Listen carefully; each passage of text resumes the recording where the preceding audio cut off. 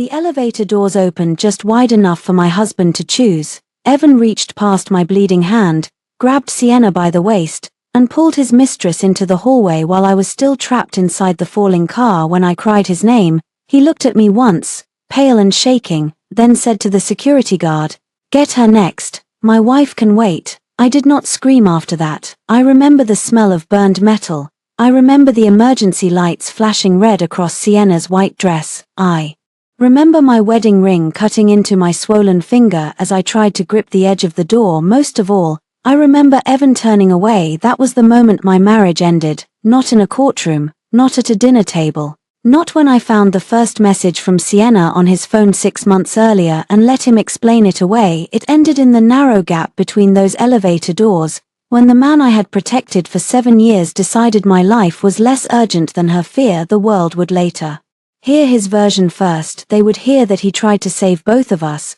They would hear that I panicked. They would hear that the elevator dropped before he could reach me. They would not hear the truth. Not until I came back with the rescue footage he thought he had buried. The Sterling House Gala was supposed to save Evan's biggest project. That was what he told me for months. Every dinner he missed, every call he ignored, every weekend he spent with his public relations team, it all came back to the same sentence: "Claire, this launch matters. If the donors believe in the Sterling renovation, the city believes in me." I believed him. That had always been my weakness. I could see the cracks in a building, the lies in a budget, the hesitation in a trustee's voice. But when it came to my husband, I kept mistaking selfishness for pressure. That night, I wore the navy satin dress Evan liked because he once said it made me look quietly expensive. I stood beside him in the ballroom, smiling, while he shook hands with investors, city officials, and old family friends who still called me the sensible one. Sienna Vale stood 3 steps away from us most of the evening. She wore white, not bridal white, not exactly, something sharper, a sleek dress with a low back, diamond earrings, and a soft expression that made older men want to protect her and women want to distrust her. She was Evan's public relations consultant. That was the official line. The unofficial truth had been growing like mold behind our walls for almost a year. A hand on his sleeve that stayed too long, a private joke he never explained, a perfume scent in his car that was not mine, a message flashing across his phone at 2 in the morning, "Miss you already." When I confronted him, Evan kissed my forehead and said, "She is dramatic. You know how PR people are." That night, I found them behind the west corridor, near the service elevators. I had gone looking for Evan because the foundation chair wanted him for the donor toast. I heard Sienna laugh first, soft and breathless. Then I saw him. Evan stood close enough to block her from view, his fingers at the clasp of her necklace. Sienna's hand rested on his chest. His thumb brushed the side of her neck in a way no married man should touch another woman. I stopped before they saw me. Sienna noticed first. Her eyes moved to mine in the mirror on the wall. She did not step back. "Claire," she said, with that soft little smile, "I was just asking Evan to help." The clasp got caught. Evan turned around too quickly for 1 second. His face gave him away. Guilt, irritation, fear. Then he became my husband again. "Claire, there you are, the toast." "In 5 minutes," I said. My voice sounded calm. That surprised me. Sienna touched the necklace. "You saved me again, Evan, again." The word landed between us like a dropped glass. Evan's jaw tightened. "Not now, Sienna." I looked at him. "No, let her finish." Sienna lowered her eyes. "I only meant he is reliable. Some people are good in a crisis." I almost laughed. A staff member rushed past us then, carrying a tray of champagne toward the ballroom. Music swelled through the corridor. Behind us, the service elevator chimed. I should have walked away instead. Evan said, "We need to get upstairs. The donor balcony is faster through this elevator." "I can take the stairs," I said. "Claire, please." His voice dropped. "Do not make a scene tonight." There it was, the sentence he used whenever he wanted me to swallow something sharp. "Do not make a scene." Sienna stepped into the elevator first. Evan followed. I stood outside for half a breath, my hand cold around my clutch. Then I stepped in too. The elevator smelled faintly of machine oil and roses. Sienna stood on Evan's right, I stood on his left. The doors closed. No one spoke. The car rose for 4 seconds, then it shuddered. The lights flickered once, twice. Sienna gasped and grabbed Evan's arm. He wrapped his hand over hers by instinct. The elevator dropped, not far at first, Just enough to throw us all against the wall. My shoulder hit the rail. Sienna screamed. Evan cursed and slammed the emergency button. "Hello," he shouted. "We are stuck in elevator 3, Sterling House West Service Bank." A voice crackled through the speaker. "Remain calm. Security is responding." The car groaned. I looked up. The floor indicator blinked between 9 and 8, then went dark. "Evan," I said, "something is wrong." "I know." He pulled out his phone. "No signal." Sienna started crying. "I cannot breathe, Evan. I cannot breathe." "You are breathing," I said. She stared at me. "Do not talk to me like that." The elevator jerked again. This time the drop was harder. My knees hit the floor. Pain shot up my right leg, bright and instant. I heard something crack. Maybe metal, maybe bone. Emergency lights washed the small space red. The speaker died. Evan crouched beside Sienna. "Are you hurt?" I looked at him. "My leg." He glanced at me, but Sienna clutched his lapel. "Please do not leave me." The car stopped with a violent slam. For a moment, everything was silent except our breathing. Then voices came from outside. "Mr. Whitmore, can you hear us?" Evan shouted back. "Yes, get us out." The doors opened only a little, maybe 18 inches, enough to see the hallway floor outside. Tilted at a strange angle because the elevator had stopped between levels, a security guard dropped to his knees outside. Another man ran up behind him with a pry bar. "Who is closest?" The guard shouted. Sienna was closest to the gap. Of course she was. She began sobbing harder. "Evan, please." He moved toward her. I tried to stand. My right leg collapsed beneath me. I caught the wall and left blood on the metal panel. "Evan," I said, "help me up." He did not turn. The guard reached through the opening. "Give me your hands." Sienna froze. Evan wrapped his arm around her waist and lifted. The guard pulled. For a terrible moment, her dress caught on the torn panel, and she screamed like she was dying. I crawled toward the door. My wedding ring scraped against the floor. My fingers reached the gap. "Evan," my voice broke. "I am right here." He looked at me. I saw everything in his face. He saw my blood. He saw my trapped leg. He saw that there was room to reach for me next if he moved quickly. Then Sienna's arms went around his neck from the hallway side. "Do not let go," she cried. He pulled her fully out. The guard shouted, "Sir, step back. We need to get your wife." Evan stood in the hallway with Sienna pressed against him. I stretched my hand farther. "Evan." A deep metallic snap echoed above me. The guard's face changed. "Back up." Someone yelled. Evan stepped away with her. The doors shifted. "Get her next," Evan said, breathless. "My wife can wait. My wife can wait." The elevator dropped again. I do not remember screaming. I remember the world slamming upward. I remember darkness breaking into red flashes. I remember my body twisting against the floor, my head hitting the wall, my breath leaving me. Then nothing. When I woke for a few seconds, men in helmets were cutting through metal above me. One of them kept saying, "Claire, stay with us, stay with us." I wanted to ask where my husband was, but somehow, even through blood and shock and pain, I already knew he was with her. I woke up in a hospital room with a brace around my leg, stitches near my hairline, and no wedding ring on my hand. For one wild second, I thought the accident had taken it. Then I saw it on the tray beside the bed, sealed in a plastic bag with my earrings and torn clutch. The ring looked smaller than I remembered, almost harmless. My throat hurt when I tried to speak. A nurse noticed my eyes open and came to the bed. "Mrs. Whitmore, you are at St. Agnes Medical Center. You were in an elevator accident. You had surgery on your right leg. You also have a concussion and bruised ribs." I tried again. "Evan." The nurse's expression changed so quickly that I knew the answer before she gave it. "He was here. Earlier." I turned my head toward the window. Morning light burned through the blinds. My body felt like it belonged to someone else. "Is he hurt?" "No, minor bruising, MS. Vale was treated for shock and a sprained wrist, MS. Vale." Of course, a doctor came in soon after and explained my injuries. A fractured tibia, deep cuts along my left arm, a concussion, bruising on my hip and ribs. "Nothing that would kill me," he said gently. "Nothing that would take my life." He did not know my life had already split in two before the accident. After the accident, Evan arrived just before noon. He came in wearing the same tuxedo pants from the gala and a fresh white shirt. His hair was damp, like he had showered somewhere else. He held flowers in one hand and his phone in the other. For a moment, he looked like a man walking into the wrong room. Then he saw me awake, and his face rearranged itself into concern. Claire. He came to the bed and leaned down as if to kiss my forehead. I turned my face away. He stopped. The silence between us filled the room. How are you feeling? He asked. I looked at the flowers. White lilies. Sienna liked white.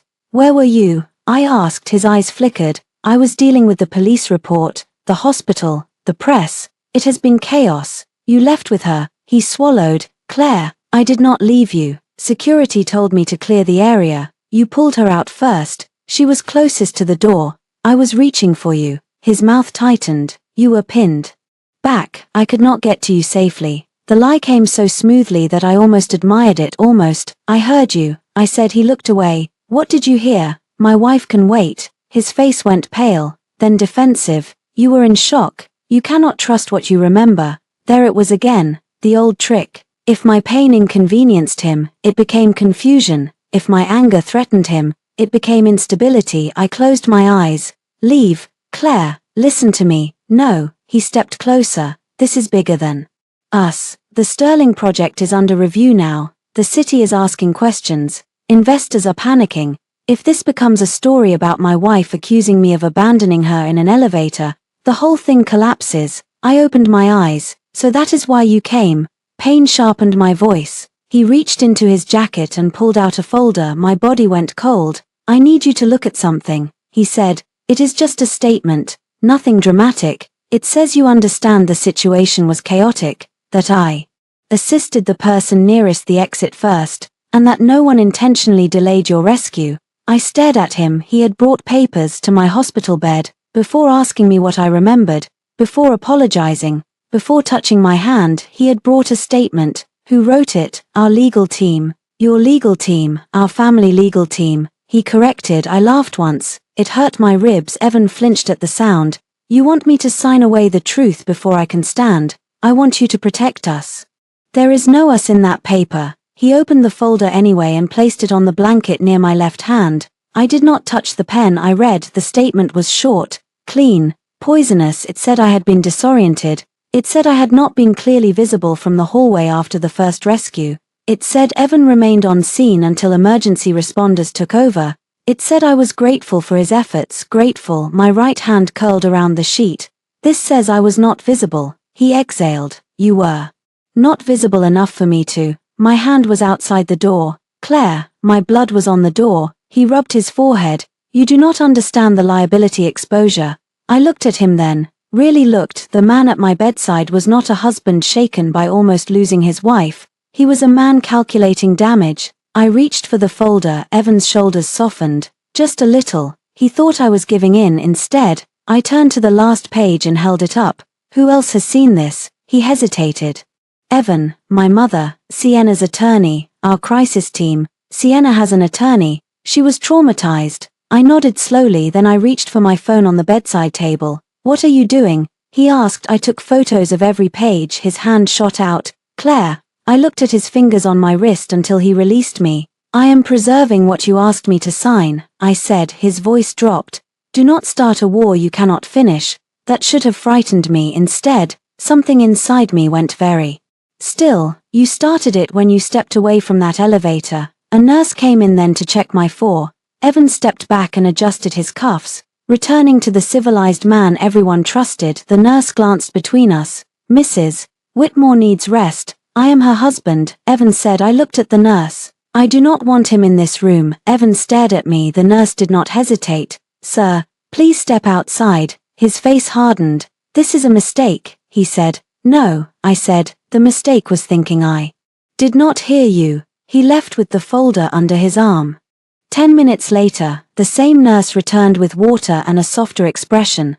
Are you safe at home? She asked quietly. I almost said yes out of habit. Then I remembered the elevator. No, I said. She nodded once, like she had heard that answer before. There was a firefighter asking if you were awake, she said. He said the rescue team may need to speak with you later. Also, between us, there were cameras everywhere in that building. Old buildings are strange that way. Cameras where people forget they exist. My fingers tightened around the cup. Cameras, security, hallway, service bank, maybe even the loading bay. I do not know what they caught. She glanced toward the door.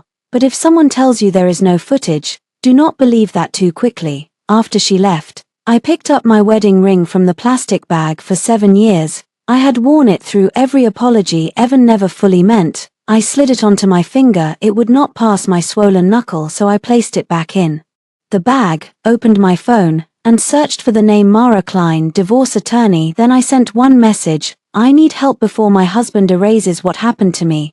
Evan did not come to the hospital again after I refused to sign. He sent flowers, he sent his assistant with clothes, he sent his mother. Margaret Whitmore arrived on the 4th day wearing pearl earrings, a camel coat, and the expression of a woman inconvenienced by someone else's blood. She kissed the air near my cheek. Claire, darling.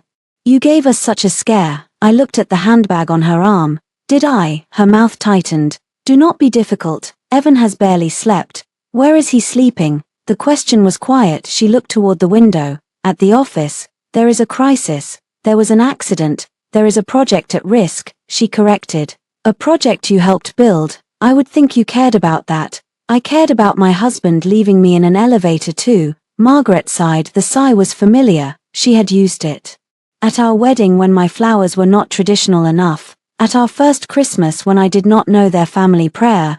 At every dinner where Evan forgot I existed until he needed me to smile. Sienna was hysterical. She said, Evan made a split-second decision. He made a choice. Yes. To save the woman nearest him. And then, she did not answer. I smiled without warmth. That part keeps disappearing. Margaret placed her handbag on the chair. You are hurt. No one blames you for being emotional. But if you turn this into a public accusation, you will destroy your husband. He did not seem worried about destroying me. Do not be vulgar. There is nothing vulgar about the truth. Her eyes sharpened. Truth is not always useful. Claire, that was the Whitmore family motto. Whether they admitted it or not, truth was useful when it won contracts. Truth was useful when it made donors open checkbooks. Truth was not useful when it showed a husband dragging his mistress to safety. While his wife bled behind him, I said, leave. Margaret stared at me as if I had slapped her. This family has protected you. No, I protected this family. There is a difference. She left with her pearls trembling. 2 days later, Mara Klein came to the hospital. She was in her 40s. With silver at her temples and a calmness that did not feel soft. She listened without interrupting while I told her everything I remembered: the gala, the necklace, the elevator, Sienna's screams, Evan's hand passing mine, the sentence, my wife can wait. Mara wrote it down. When I finished, she said, do not sign anything. Do not speak to his legal team without me. Do not post online. Do not threaten him. Evidence first, emotion later. I am not trying to ruin him, I said. She looked at me over her glasses. Claire, he brought you a liability statement while you were recovering from emergency surgery. He is already trying to ruin you. You are deciding whether to let him. That sentence stayed with me longer than the pain medication. I was discharged on day 8. Evan did not pick me up. He sent a driver. I sat in the back of the black car with my leg elevated, watching the city move past the window. The Sterling House tower rose in the distance, wrapped in scaffolding and bad luck. When we reached my home, I waited for the driver to help me with the crutches. He looked embarrassed. Mr. Whitmore said he would meet you inside. Of course he did. The house smelled different, not dramatically, not like perfume poured into the walls, just faintly unfamiliar. A floral candle in the entryway, a scarf on the hall table, a pair of white heels near the guest closet. I stood there on crutches, staring at those shoes. They were not mine. Evan came down the stairs. Claire, he said carefully, you should have called when you were close. You arranged the car. I mean, he stopped. Let me help you upstairs. Whose shoes are those? His face closed. Sienna stayed here one night after the accident. She was afraid to be alone. I laughed. This time it did not hurt as much. You brought her into my house while I was in the hospital. Our house. No, my grandmother's trust paid the down payment. My name is on the deed too. Do not try that sentence again. His eyes flashed. You have never cared about paperwork before. I am starting. I moved past him slowly. Every step was humiliating. Crutches on marble, brace locked around my leg, pain sweating along my spine. Evan watched me struggle but did not reach for me again. In the guest room, I found a silk robe over the chair, white Sienna's color. On the vanity sat a tube of lipstick, a bottle of perfume, and one of Evan's watches. Something inside me went cold enough to become useful. I picked up the robe with 2 fingers and carried it downstairs. Evan stood near the kitchen island. I laid the robe on the counter. Pack everything that belongs to her. Today, Claire, today, she was traumatized. So was I. She did not have anywhere safe to go. I looked around the house I had decorated, paid for, cleaned before his donor dinners, filled with flowers for his mother, and emptied of my own needs one compromise at a time. Neither did I. He looked wounded. That almost made me hate him more. You are punishing me because I made an impossible decision. He said, no, I am responding to the decision you made. He stepped closer. You do not understand what happened after they got Sienna out. The car shifted. Security pulled me back. That is not what I saw. You were inside. I was reaching for you. His phone rang before he could answer. He looked at the screen and declined the call. I saw the name anyway, Sienna. He had saved her number under Sienna V. As if punctuation could make adultery professional. I went upstairs to the bedroom alone later. While Evan took a call in his office, I opened the old shared cloud account we used for home insurance files, travel documents, and property records. He had forgotten I still had access. A folder labeled Sterling Gala Media appeared near the top. My pulse changed. Inside were approved photos, donor lists, press drafts, and a subfolder titled Incident Response. Most of it was locked. One file was not. East Hallway Cam 9 12-9:15 p.m. I clicked. The video loaded. The corridor outside the service elevator appeared. Security staff ran into frame. The camera showed Evan emerging with Sienna. He held her against him. She buried her face in his chest. The elevator doors were still partly open behind them. A hand appeared through the gap. My hand. I stopped breathing. The video cut to black. Not ended. Cut. The timestamp jumped from 9:14:08 to 9:17:52. 3 minutes and 44 seconds missing. I downloaded the file. Then I copied the folder name, the timestamp, and the metadata at the bottom of the screen. A deleted file notice flashed from the sync history. West Service Full Rescue Backup removed by E. Whitmore. My hands shook for the first time that day, not from fear, from fury. Mara watched the partial footage twice without speaking. We sat in her office downtown, my crutches leaning against the chair, my swollen leg propped on a footstool she had produced without comment. On the screen, Evan pulled Sienna away from the elevator. My hand appeared. The file cut. Mara paused it on the final frame before the missing minutes. My fingers were spread against the metal floor, my wedding ring catching a red flash of emergency light. There, she said. I stared at the screen. There what? You were visible. Yes, you were reachable. I did not answer. She closed the laptop gently. This is not just divorce evidence. This may involve civil liability, evidence suppression, and workplace safety violations. But we move carefully. Your husband owns the narrative right now. He always has. Then we take it back with documents, not anger. She made 3 calls while I sat there, one to a forensic video analyst, one to a records request specialist, one to a retired fire investigator named Dennis Holt. Then she turned back to me. Do you know anyone in Sterling House operations? Not personally. Think. I closed my eyes. The gala staff, the security guards, the building manager, the maintenance crew. A name surfaced. Joe, I said. Joe Alvarez, maintenance supervisor. I met him twice during renovation walkthroughs. He warned Evan about the West elevator months ago. Mara's pen stopped. He warned him. I overheard part of it. Joe said the old service bank needed a full shutdown. Evan said the city inspection was cleared and they could not delay the gala. Did anyone else hear? I do not know. We start there. Joe did not answer my first call or the second. On the third day, he called Mara's office from a number with no caller ID and asked to meet in person. Not at Sterling House, not at Whitmore Properties, and not anywhere with cameras. We met in the basement cafe of an old library where the lights buzzed and students ignored us. Joe Alvarez was in his late 50s, broad-shouldered, with tired eyes and hands rough from real work. He sat across from me and did not order coffee. I am sorry, he said first. That almost undid me, not because it fixed anything, because he was the first person from that night who had said the words without trying to buy something with them. Thank you, I said. He nodded once. I told them that elevator needed to be shut down. Evan, your husband, the property operations director. Sienna Vale was in the room too. Sienna, she was handling event optics. Joe's mouth twisted. She said a closed service bank would make donors nervous about the renovation. Mara leaned forward. Do you have records? Joe looked at her. then at me. I have copies of the maintenance requests. I filed 3, 2 were marked deferred, 1 was changed after the accident. Changed how? Mara asked. The date.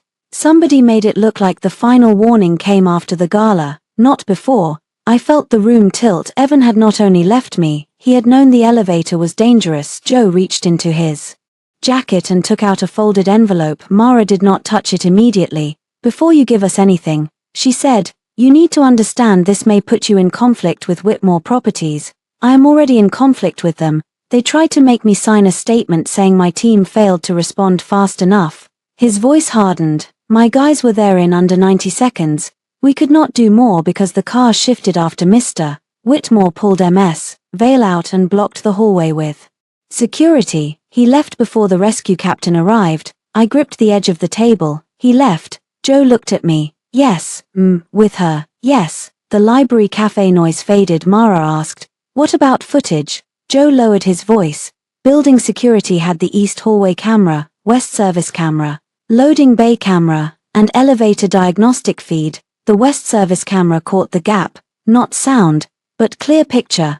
There is also emergency response video from one of the fire helmets, but city records are harder to get. Where is the building footage? Mara asked. Officially, corrupted during export, and unofficially. Joe tapped the envelope. There is a backup copy. I could not breathe. Mara's face remained calm. Why do you have it? Because the system autocopies critical incident footage to maintenance archives before security review. Most executives do not know that. Your husband thinks the main file was the only one. My husband thinks it is gone. The nurse had been right. Joe pushed the envelope toward me. Inside was a flash drive and printed maintenance logs. My hand hovered over it. Mara said, Claire, let me take custody of this. Chain of evidence matters. I nodded. Joe looked at me. I watched it once. He said, I wish I had not, but you should know before you see it. My heart pounded. Know what? He heard you. I stared at him. Joe's eyes were wet but steady. The camera does not have good audio, but the body cam might. In the hallway footage, you can see him turn. You reach out. He looks right at you. Then Ms. Vale grabs him. Then he steps back. I looked down at my empty ring finger. And the missing minutes. Joe's mouth flattened. You were conscious for part of them. Mara placed a hand on the envelope. Thank you, Mr. Alvarez. We will protect this as best we can. Joe stood. Before he left, he said, Mrs. Whitmore, I have worked around old machines my whole life. They tell the truth if you know where to look. People are the ones who lie. After he was gone, Mara and I sat in silence. Then she said, once we authenticate this, Evan loses control of the story. No, I said. She looked at me. He loses control of me first. That evening, Evan called 7 times. I did not answer. He texted at 8:42 p.m. We need to talk before you do something irreversible. I looked at the message, then opened our joint banking app. For years, I had covered household costs. When Evan said company cash flow was tight, I had paid for his mother's medical concierge membership. I had funded gala deposits through my foundation contacts. I had treated every transfer like marriage. I removed Evan's access from my personal emergency account. Then I turned off shared location. At 9:03 p.m., he texted again. Claire, where are you? For the first time in 7 years, I did not let him know. Margaret invited me to dinner as if I had not asked her to leave my hospital room. Her message was polished enough to be a press release. Family dinner Sunday. Important that we discuss next steps privately. Evan is devastated. We all want healing. The Whitmores loved beautiful words for ugly things. I showed Mara the message. It is a trap, she said. I know. Then do not go. I need them to say out loud what they want from me. Mara studied me. You are not recording them, are you? No, I know the law. Good. Take notes after. Bring no original documents. Sign nothing. Leave if they threaten you. I smiled faintly. They always threaten softly. That is still a threat. I arrived at Margaret's house with my leg brace under a black dress and a cane in my right hand. Evan opened the door before I rang. For half a second, pain crossed his face when he saw me. Maybe guilt, maybe fear, maybe calculation. You came, he said. You invited me. My mother invited you. Same difference. He stepped aside. The Whitmore dining room looked exactly as it always had. Silver candlesticks, white roses, heavy art. A table big enough to seat 12 and cold enough to freeze. Confession. Margaret sat at the head. Sienna sat to her right. I stopped in the doorway. Evan said quickly, "Claire, she needs to be part of this conversation." I looked at Sienna. Her wrist was wrapped in a delicate brace, a prop, almost pretty. She wore pale blue this time, soft enough to look innocent. "You invited your mistress to a family dinner about my marriage," I said. Margaret inhaled sharply. "Claire, what should I call her?" Sienna lowered her eyes. "I never wanted to hurt you." I walked to the table slowly. No one offered to help. That was fine. I had learned more from what people did not offer than from what they said. I sat opposite Sienna. "Then say it clearly," I told her. She blinked. "Say what?" "That you are having an affair with my husband." Evan's hand tightened around the back of his chair. "This is not productive." "It is very productive. It tells me whether this dinner is about truth or theater." Sienna's eyes filled with tears on command. "Evan and I care about each other," she whispered. "But the accident was not about that." "No," I said. "The accident was about his choice." Margaret placed her fork down. "This family is facing a serious legal and reputational crisis. Donors are asking questions. Investors are nervous. The press is circling. We need unity. You need silence. We need you not to weaponize a traumatic event." I almost admired her. She could make bleeding in an elevator sound like bad manners. Evan sat beside me, but not too close. "Claire," he said quietly, "I know you are angry. You have every right to be angry. But if you go public with accusations, the city may shut down the Sterling project. Hundreds of workers could lose contracts." That was how he always did it. He put other people between himself and accountability. I reached into my bag. Evan's eyes followed my hand. I placed the hospital discharge summary on the table. A copy, not the original. "This is my medical report. Fractured tibia, concussion, rib bruising, lacerations, blood loss, acute stress response." Sienna looked away. I placed the liability statement beside it. "This is what Evan asked me to sign while I was still on pain medication." Margaret's mouth hardened. "That document was meant to protect everyone." "No, it was meant to make me lie." Evan leaned forward. "You do not know that." I looked at him. "It says I was not visible from the hallway." Silence. I waited. No one denied it. Then I reached into the plastic evidence bag in my purse and took out my wedding ring. Evan stared. For 7 years, that ring had been my answer to every rumor, every late night, every loneliness I called patience. I set it beside my wine glass. The small sound it made against the table carried farther than shouting.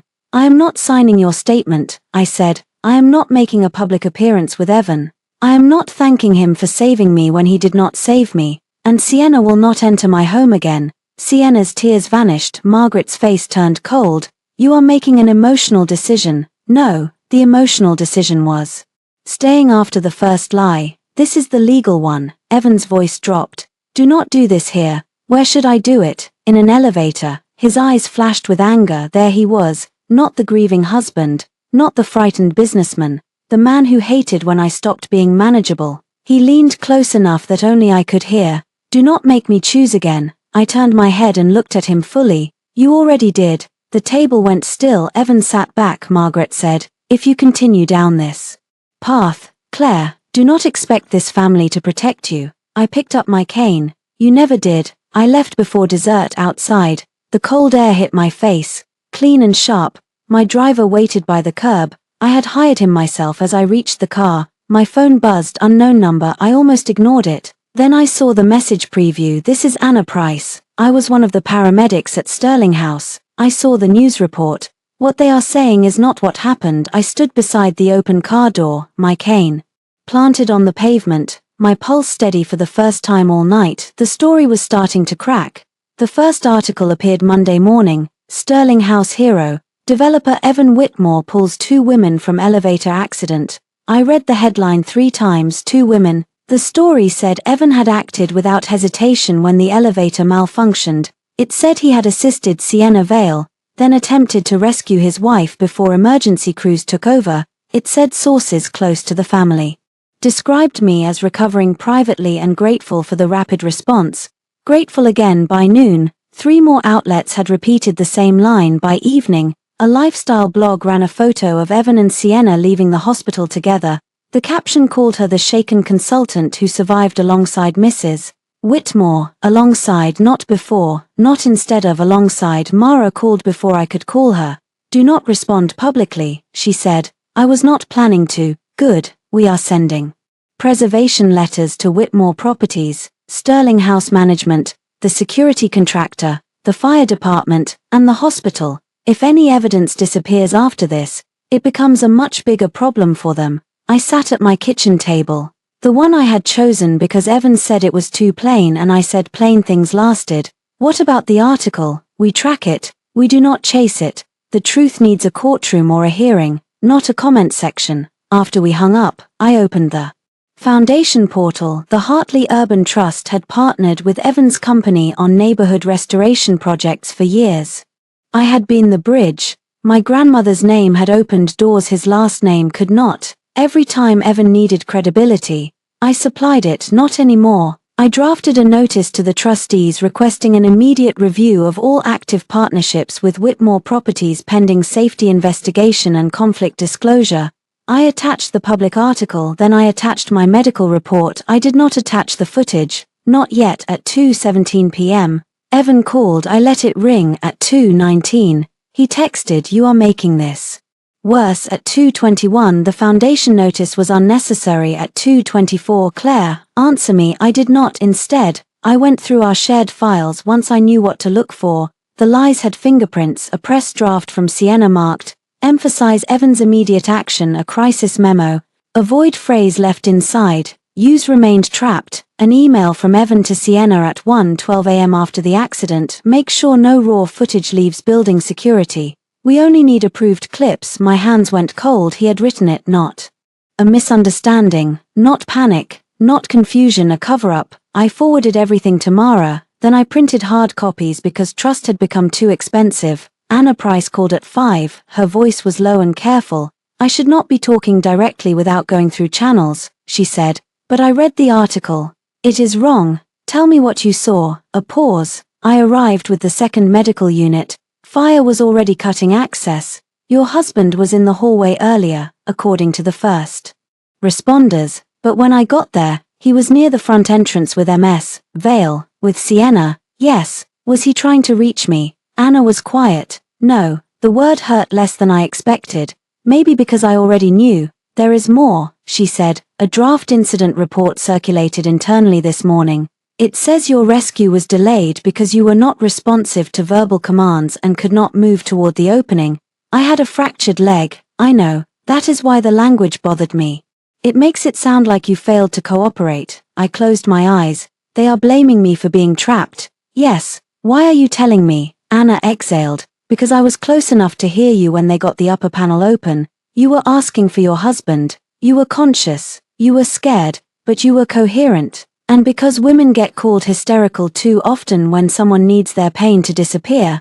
I pressed my palm against my mouth. For the first time since the accident, I almost cried, not for Evan, for the simple relief of being believed. Anna agreed to speak with Mara that night. Sienna went on a morning show teaser. I watched the clip on my phone. She sat on a pale couch, wrist brace visible, voice trembling. "I do not want to speak for Claire," she said, speaking for me immediately. But in that moment, everyone was terrified. Evan did everything he could. I hate that some people are trying to turn a tragedy into blame. Some people. Me, the host, leaned in. "There are rumors of tension between you and Mrs. Whitmore." Sienna gave a sad smile. "I think trauma makes people see enemies where there are none." I put the phone down. Evan had chosen the wrong woman to write his story, but Sienna had chosen the wrong woman to erase. The next morning, I closed the joint household account Evan had used for temporary project liquidity. I moved my remaining personal funds into an account under my name only. I revoked his access to my medical portal. I changed the locks with legal notice because Sienna had stayed in my house without my consent. Every action was small. Every action was permanent. When Evan came home that evening and found his key did not work, he pounded on the door. "Claire." I stood on the other side with my cane in hand. "This is my residence while I recover," I said through the door. "Your attorney can arrange access to your belongings." "You changed the locks." "Yes, you cannot shut me out of my own house. I can shut out a man who moved his mistress into my guest room while I was in the hospital." Silence, then his voice softened. "Claire, open the door." Please, I am still your husband. I looked at the deadbolt. No, I said, you are the man in the hallway. I walked away while he was still calling my name. I watched the full footage in Mara's conference room. Not alone, Mara was there, a forensic analyst was there, Dennis Holt, the retired fire investigator, was there. I had asked them not to stop the video unless I told them to. I needed to see it once from outside my own pane. The screen showed the West Service hallway at 9:12 p.m. Security arrived first, then Joe's maintenance team. The elevator doors were partly open. The car sat unevenly between floors. The video had no clean sound, only distorted hallway audio. But the picture was enough. Sienna's hands appeared first, then Evan's. He pulled her. Security helped. She stumbled out and collapsed against him inside the gap. I moved, my hand reached out, my mouth opened on the screen. Evan turned his head. He saw me. There was no question, no blur, no shadow, no confusion. He saw me. Mara did not move. The video continued. The guard pointed back toward the elevator. Joe ran in from the left with equipment. Someone gestured for Evan to step aside. Instead, Sienna clung to him. Evan pulled her backward, away from the doors. The elevator shifted. A guard shouted. Everyone jumped back. Then Evan said something. The audio crackled. But the analyst had enhanced this portion. It was rough, broken, but clear enough. Get her next. My wife can wait. My body reacted before my mind did. My hands went numb. The room blurred. Mara paused the video. No, I said. My voice sounded far away. Keep going. She hesitated. Keep going. The video resumed. The doors slammed partly shut. The elevator dropped. People ran. Joe shouted into his radio. Security moved Evan and Sienna down the hallway. Evan did not fight them. He did not try to return. He did not fall apart. He held Sienna at 9:15 p.m. He disappeared from the frame with her at 9:17 p.m. Firefighters arrived with cutting tools at 9:23 p.m. They opened the upper panel at 9:26 p.m. One of them climbed halfway into the shaft at 9:28 p.m. They pulled me out. I was limp, covered in blood. One hand still curled as if reaching for something. The video ended. No one spoke. Finally, Dennis Holt said, "This is bad for him." I looked at the blank screen. It was bad for me first. Mara closed the laptop. The footage is authenticated enough for legal leverage. We still need the city body cam and incident reports. Anna's testimony helps. Joe's records help. The maintenance logs are significant. Dennis tapped the folder in front of him. The elevator did not fail out of nowhere. There were warning signs, door lock faults, brake irregularities, leveling errors. Any one of them should have triggered a shutdown before a public event. Evan knew. I asked. The records show Whitmore Properties received notice. Whether he personally read them is a question. He read them. I said. Mara looked at me. I pulled up an old email from 6 months earlier. I had found it in the Foundation archive because Evan copied me on everything when he wanted my approval. Joe had written, recommend full shutdown of West Service Elevator Bank until mechanical inspection is complete. Evan had replied, not before Sterling donor season. Patch what you can. We cannot afford a visual disruption. Mara read it twice, then she said, Claire, this changes the entire case. No, I said quietly, it explains it. Because that was Evan. He did not choose Sienna over me in one sudden moment. He had been choosing convenience over safety, image over truth, himself over everyone. For years, the elevator just made it visible. That afternoon, Mara filed formal notices and requested an emergency preservation order. The Foundation trustees scheduled a special meeting. The City Safety Board opened a preliminary review. Evan arrived at Mara's office uninvited the next morning. The receptionist called back. Alarmed, Mara told her to let him wait. He waited 43 minutes. When Mara finally allowed him into the conference room, I was already seated at the far end of the table. He looked worse than I had ever seen him, unshaven, red-eyed, tie loose. Still handsome in the way ruined men can be handsome when they have not yet understood consequences.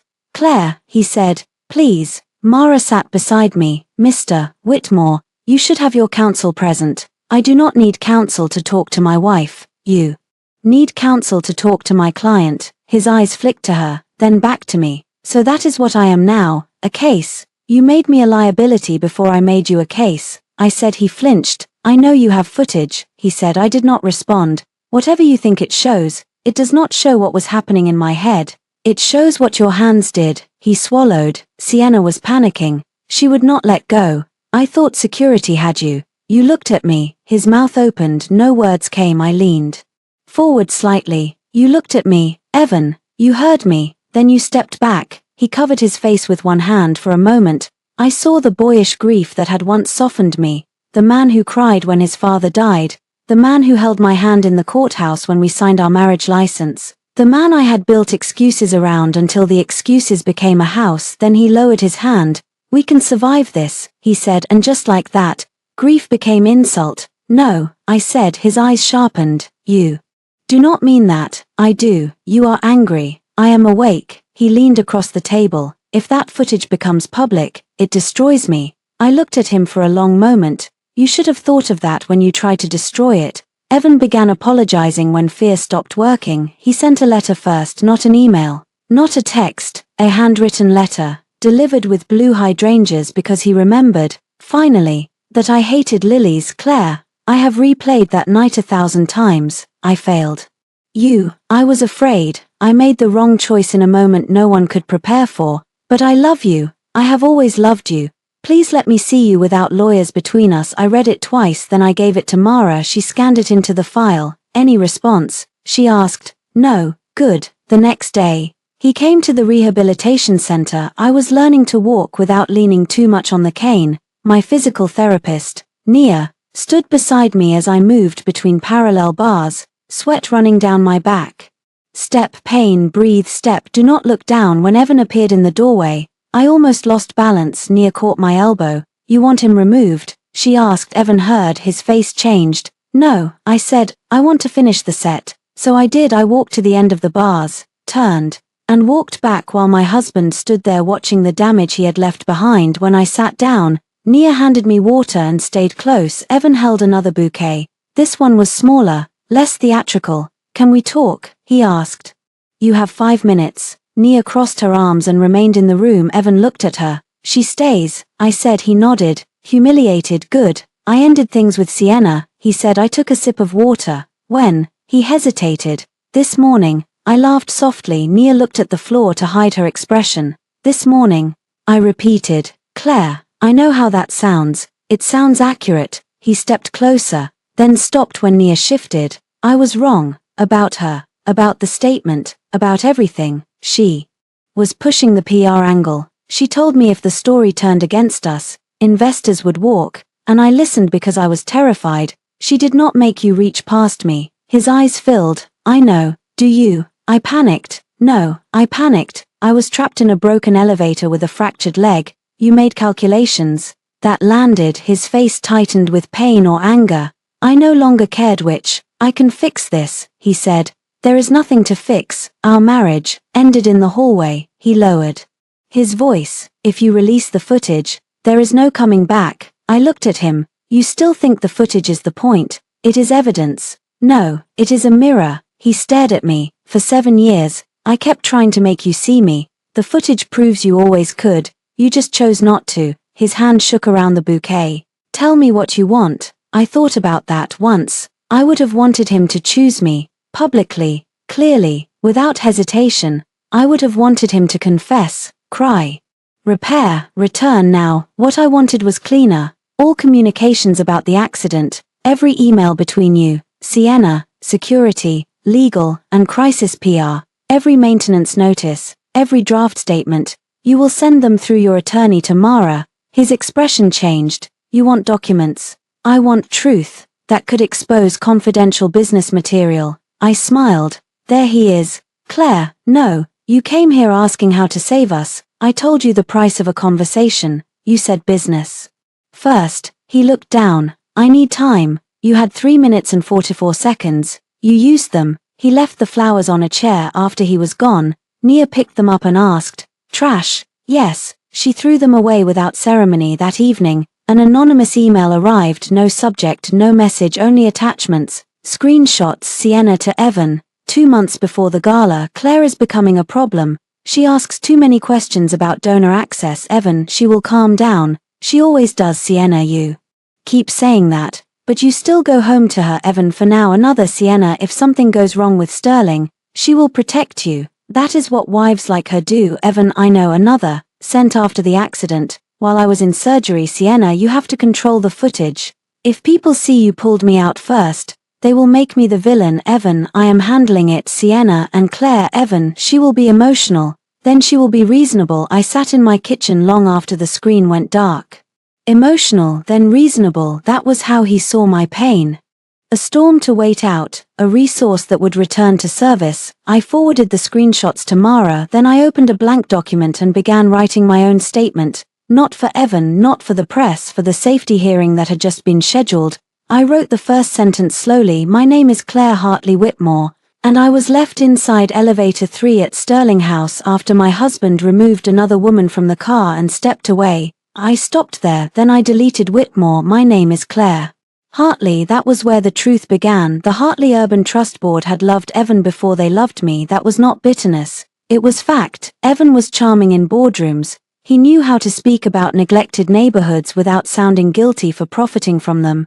He said community impact and historic preservation and shared urban future with just enough sincerity to make donors forget he owned half the contractors. I was the one who checked grant compliance, visited tenants, read inspection appendices, and asked why affordable units kept shrinking between proposals. That made me useful, not beloved. When I entered the boardroom on Thursday, conversation stopped. Ruth Bell, the board chair, stood to greet me. She was 70, elegant, and cautious in the way wealthy women become when they have survived decades of rooms built by men. Claire, she said, we are glad you could attend. I looked at the empty seat reserved for Evan. He is coming. He requested time to address the board. Of course he had. Sienna came with him. She wore charcoal grey today, professional and modest. Her wrist brace was gone. She carried a slim folder and the expression of a woman prepared to perform injury. Evan avoided looking at me as he took his seat. Ruth opened the meeting. We are here to discuss whether the Hartley Urban Trust will continue its funding review for the Sterling House District Partnership pending the ongoing safety investigation. Evan stood immediately. Before this becomes a procedural conversation, I want to say something personal. Claire is my wife. What happened to her was horrifying. I will carry the guilt of that night forever. But I ask this board not to let a private tragedy derail a public good.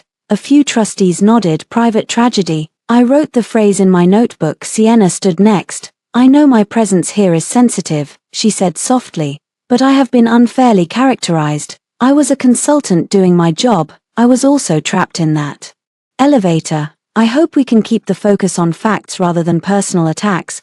Then she looked at me. A mistake because I was done flinching. Ruth turned to me. Claire, would you like to respond? I stood slowly. The cane helped. So did anger. Yes, I placed a folder before each trustee. Copies only, cleanly labeled. Maintenance Warning 1, Maintenance Warning 2, Deferred Shutdown Notice. Evan Whitmore. Email response. Draft liability statement presented to Claire Hartley. Medical summary. PR memo. No footage yet. The room changed as pages turned. Evan went still. Sienna's face drained. I kept my voice level. This is not a private tragedy. It is a safety failure followed by a cover-up. Sterling House Elevator 3 had documented mechanical warnings before the gala. Whitmore Properties was advised to shut down the West Service Bank. That recommendation was deferred because a visible closure would make donors nervous. Ruth looked up sharply. A trustee named Paul cleared his throat. Claire, are you alleging Evan knowingly endangered guests? I am stating the records show a warning was received and not acted upon. Evan stood. That is a gross simplification. I turned to him. Then simplify this. Did you receive Joe Alvarez's shutdown recommendation before the gala? His jaw flexed. The operations team received many maintenance notes. Did you reply? Not before Sterling donor season. Silence. The sentence moved through the room like smoke. Ruth looked at Evan. Did you? Evan said. Context matters. Sienna stepped in. The elevator had passed prior inspection. Joe's note was one of many internal cautions. It is easy to judge after an accident. I looked at her. You were in the meeting where he dismissed the shutdown. Her lips parted. I was there as communications support. You advised him a closed elevator would create bad optics. She recovered quickly. That is not the same as making a safety decision. No, I said, it is making a safety decision sound embarrassing enough to ignore. Ruth closed the folder. Claire, Do you have evidence regarding the rescue itself? Evan's head snapped toward her. I looked at Mara, who sat silently near the back wall as my counsel, then I looked at the trustees. Yes, Sienna's chair scraped. But not today, I said. Evan exhaled too soon. I continued, the City Safety Board has scheduled a public hearing. Evidence will be presented through proper channels. I will not let this board become another room where people ask me to perform pain for their convenience. Ruth's expression shifted. Respect, maybe, or recognition. I handed her one final page. My recommendation is immediate suspension of all Hartley Urban Trust funding tied to Whitmore Properties pending the outcome of the investigation, plus independent safety review of all active projects receiving our support. Paul frowned. That may cost millions. Yes, I said, so did trusting Evan. The vote was not unanimous. It did not need to be. Funding was suspended. Evan followed me into the hallway after the meeting. You are dismantling everything we built, he said. I turned. No, I am separating what I built from what you buried. Sienna appeared behind him, eyes bright with panic. Claire, please, if this becomes public, I will be destroyed too. I looked at her. You were comfortable being hidden when I was the one being destroyed. She had no answer. Evan reached for my arm. I stepped back before he touched me. Do not. His hand fell for the first time. I saw fear in his face that had nothing to do with money. He was beginning to understand. I was not trying to make him choose me anymore. I was choosing myself where he had not. The public safety hearing was held in a city council chamber with bad lighting and every seat full. Reporters lined the back wall. Cameras waited near the doors. Sterling House tenants sat together on the left. Whitmore Properties executives filled the right side in dark suits and controlled expressions. Evan sat at the front table with his attorneys. Sienna sat 2 rows behind him. I sat beside Mara. My cane leaned against my chair. My leg ached from the cold. My palms were dry. I had expected to shake. I did not. The hearing officer began with procedural language, incident review, public safety, preservation compliance, emergency response timeline. Then Evan was called. He stood and took the oath. For 20 minutes, he spoke in the voice that had once made me proud at fundraisers. He described the elevator malfunction. He praised first responders. He expressed sorrow for my injuries. He said the event had been chaotic, fast-moving, and traumatic for everyone involved. Then the city attorney asked, Mr. Whitmore, did you attempt to rescue your wife? Evan looked down. Yes. How? I assisted the woman closest to the opening first, then attempted to return for Claire, but the elevator shifted and security directed me back. The lie sounded clean, almost rehearsed. Could you see Mrs. Hartley at the time? Ms. Vale exited the elevator. He paused. Not clearly. Did you hear Mrs. Hartley call for help? His attorney leaned toward the microphone. My client has already stated the scene was chaotic. The hearing officer allowed the question. Evan swallowed. I heard many voices. The city attorney nodded. Then she said, we will play Exhibit 14. Evan's face changed. Sienna gripped the back of the chair in front of her. The large screen lit up for 1 second. The whole room watched an empty hallway. Then security ran in. Then the elevator doors appeared, split open over darkness. The room went silent. Everyone saw Sienna's hands reach out. Everyone saw Evan pull her free. Everyone saw my hand appear in the gap behind them. A sound moved through the chamber, not a gasp exactly, something lower, disbelief becoming comprehension. On screen, Evan turned. The footage froze. The city attorney said, Mr. Whitmore, is this you looking toward the elevator car? Evan did not answer. Mr. Whitmore, yes. Is the hand visible in this frame? Mrs. Hartley's hand. His face had gone gray. I believe so. The video resumed. Sienna clung to him. The guard pointed back. Joe ran in. Evan stepped away. Then the enhanced audio played. Get her next. My wife can wait. The words filled the chamber. No one moved. Not Evan, not Sienna, not me. I had heard them in my nightmares, in my hospital bed, in the silence after every call I refused, but now everyone heard them. They no longer belonged only to my pain. The video showed the elevator shift, the doors jolt, the car drop. Someone in the audience cried out. The screen went dark. The city attorney turned back to Evan. Mr. Whitmore, why did you state in your written summary that your wife was not visible? Evan's mouth opened. No answer came. Why did you tell crisis staff that only approved clips should leave building security? His attorney objected. The hearing officer noted the objection but allowed related documents for review. Emails appeared on the screen. Make sure no raw footage leaves building security. We only need approved clips. A murmur rose behind us. Sienna stood abruptly, then sat back down when a reporter turned a camera toward her. Joe testified next. He explained the maintenance warnings, the deferred shutdown, the altered record dates. His voice shook once, but he did not back down. Anna testified after him. She confirmed my condition, my consciousness, and the effort by unknown parties to soften the report language. Then Mara stood. She did not dramatize. She did not need to. She entered the liability statement. Evan brought to my hospital bed, the one that said I was grateful, the one that said I was not visible, the one he wanted signed while I was on pain medication. The hearing officer asked if I wished to speak. I stood. The room blurred at the edges, but my voice held. My name is Claire Hartley. On the night of the Sterling House Gala, I entered elevator 3 with my husband, Evan Whitmore, and Sienna Vale. When the elevator malfunctioned, I was injured and trapped inside. When the doors opened, my husband pulled Ms. Vale out first. That fact alone is painful, but the deeper injury came after. He saw me, he heard me, he stepped away, then he tried to make me sign a statement saying I was not visible and that I was grateful. I looked at Evan. He stared at the table. I am not here because I wanted my marriage discussed in public. I am here because private silence is how public danger survives. That elevator should have been shut down. That footage should not have been hidden. My injuries should not have been turned into a public relations problem. I looked back at the hearing officer. I survived. That does not make what happened acceptable. When I sat, Ruth Bell stood from the audience. She had not told me she would come. The Hartley Urban Trust formally withdraws current partnership consideration for Whitmore Properties until independent safety and ethics review is complete, she said. We also request that the city expand its investigation to all projects with similar deferred maintenance records. Evan looked up, then not at Ruth, at me.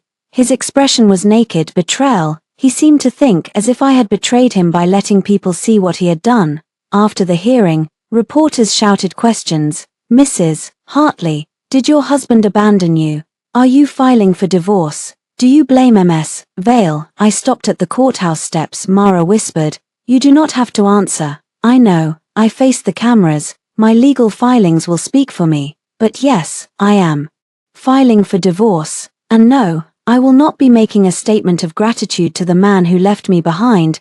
Then I walked away. Behind me, Evan called my name. I did not turn around. Divorce made Evan sentimental, not immediately. First, it made him angry. His attorneys accused me of exploiting a traumatic event for financial gain. Mara responded with medical bills, footage logs, maintenance records, and the false statement he had tried to force on me. His mother accused me of destroying the Whitmore name. I sent no response. Sienna released a statement saying she had trusted the wrong people during a moment of fear. It was a careful little sentence, designed to separate herself from Evan while still sounding wounded.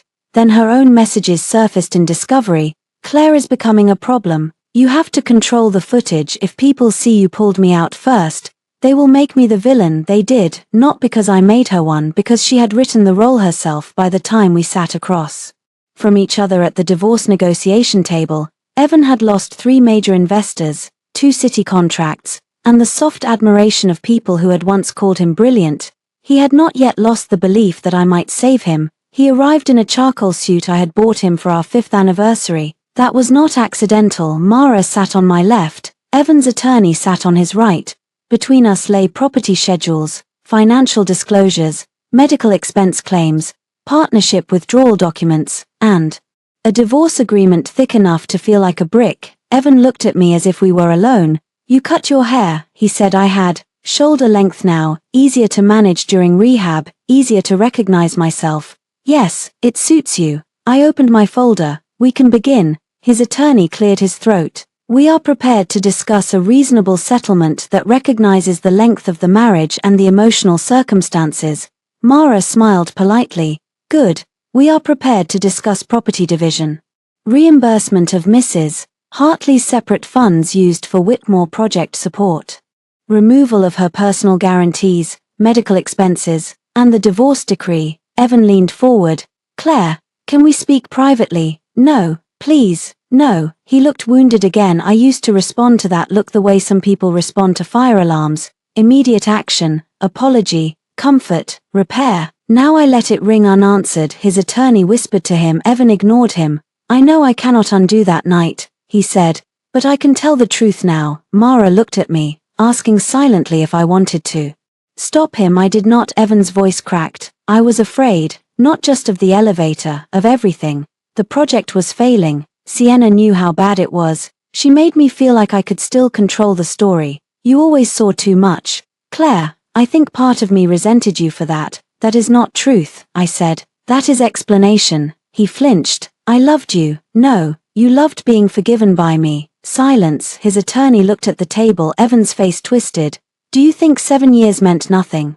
They meant enough for me to know when they ended. He looked at my left hand. The ring was gone, but the faint mark remained. I made one terrible choice. I shook my head. You made 100 small ones before it. You answered her messages. You let her into our house. You ignored the elevator warnings. You brought me a statement in the hospital. You tried to delete evidence. The hallway was just the first choice everyone could see. That landed harder than shouting. He sat back. Pale. Mara moved the papers forward. Mrs. Hartley is requesting final dissolution, separate property confirmation, reimbursement of documented transfers, removal from all Whitmore Properties guarantees, exclusive sale rights regarding the marital residence or buyout at appraised value, and a written non-disparagement clause with penalties for false public statements. Evan's attorney frowned. That is aggressive. Mara slid another folder across. This is the draft civil complaint. We do not file today if your client is reasonable. Evan closed his eyes. He knew the complaint was not revenge. It was leverage built from his own conduct, negligence, evidence suppression, defamation through planted statements, financial misrepresentation tied to my trust-backed support.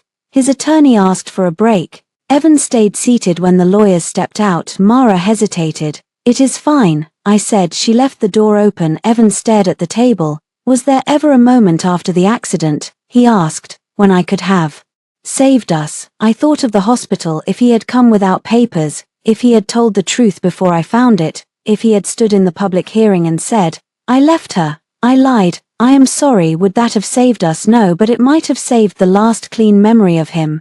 There was a moment when you could have saved yourself from becoming this, I said. You missed it. His eyes filled. Do you hate me? I considered lying. Then I decided he deserved the smallest truth. No, hate still ties me to you. I am tired of ties. He covered his face. When the lawyers returned, Evan signed the temporary agreement. Not because he became noble, because evidence had made nobility unnecessary. The final divorce hearing came 6 weeks later. The judge reviewed the terms. Evan stood beside his attorney. I stood beside Mara. When asked whether the marriage was irretrievably broken, Evan hesitated. I did not. Yes, Your Honor. The word did not shake. Afterward, in the courthouse hallway, Evan approached me one last time. Claire, I stopped. He held my wedding ring in his palm. I kept it, he said, from the hospital bag. I thought maybe one day. I looked at the ring. Small, bright, empty. Give it to Mara. He swallowed. You really feel nothing. I met his eyes. That is no longer useful information. Then I walked past him into the sun. People expected me to feel victorious. They wanted a clean emotion. Triumph, relief, rage, something easy to describe in headlines. But the end of a marriage is not a slammed door. It is a house going quiet after years of noise you had mistaken for life. The divorce became final in early spring. By then, Evan had resigned as chief executive pending investigations. Whitmore Properties entered restructuring. The Sterling House project was paused. 2 other buildings came under safety review after Joe's records led investigators to similar deferred maintenance patterns. Evan was not ruined in the dramatic way people online wanted. He was reduced. That was worse for him. No more glowing profiles. No more donor rooms bending toward him. No more wife at his side making him look trustworthy. He still had money. He still had lawyers. He still had people willing to call him complicated instead of cruel. But he no longer had my name attached to his. Sienna lost her firm first. Then the morning shows stopped taking her calls. Her final attempt at sympathy came through a long online essay about trauma, public shaming, and being used by a powerful man. It might have worked if her messages had not already been public. Claire is becoming a problem." That sentence followed her everywhere. Margaret sent one letter, not an apology, a lament. "You have no idea what you have done to this family." I wrote one line back, "I know exactly what I stopped doing for it." Then I blocked her. The house sold. I kept none of the furniture Evan and I had chosen together. Not the dining table where I waited through his late meetings. Not the bed where I lay awake beside his turned back. Not the mirror where I practiced looking calm before fundraisers. I kept my grandmother's blue chair. That was enough history. My leg healed slowly, not beautifully, not like a movie montage. Some mornings, the scar pulled tight. Some nights, I woke sweating from dreams of falling. For months, I avoided elevators. Then one day, I stood in front of one at my new apartment building and realized I was tired of letting a metal box own the shape of my day. I pressed the button, the doors opened, empty, bright. Safe enough. My hand trembled on the cane. A neighbor behind me asked, "Going up?" I almost stepped aside, then I stepped in. "Yes," I said. The doors closed, the elevator rose, nothing broke. I cried after that, not loudly, not because I was still trapped, because I was not. Later that year, the Hartley Urban Trust launched a new safety accountability fund for restored residential buildings. Not glamorous, not headline-friendly, inspection access, tenant reporting tools, emergency system audits, whistleblower protections for maintenance workers. Joe became one of our advisors. Anna joined the first public panel. Ruth chaired the oversight committee and told me privately, "Your grandmother would have liked this version of you." I smiled. I think she was waiting for me to meet her. The final time I saw Evan was at the Civil Settlement Conference. He looked older, still handsome, less certain. He waited near the elevators with his attorney, and for a moment the old reflex stirred in me. Notice him, measure him, prepare for him. Then it passed. He walked toward me. "Claire, Mara has everything you need." "I know." He looked at the elevator doors, then back at me. "I heard about the safety fund. That is good work." "Yes, I am glad you are doing better." I stuttered him once. That sentence would have opened a door inside me. Now it landed outside and stayed there. "I did better when I stopped asking you to care." He looked down. "I did care." "No," I said gently. "You cared when there was an audience. That is different." He nodded like the words hurt. Maybe they did. The elevator chimed. Doors opened behind him. For one strange second, we were back in the hallway. Metal doors. A choice. My body remembering before my mind could stop it. Evan stepped aside this time. He let me go first. It was too late to matter. I entered the elevator alone. He did not follow. As the doors began to close, he said, "I am sorry." I looked at him through the narrowing gap. "I know." The doors shut. No forgiveness, no hatred, no return, just motion upward.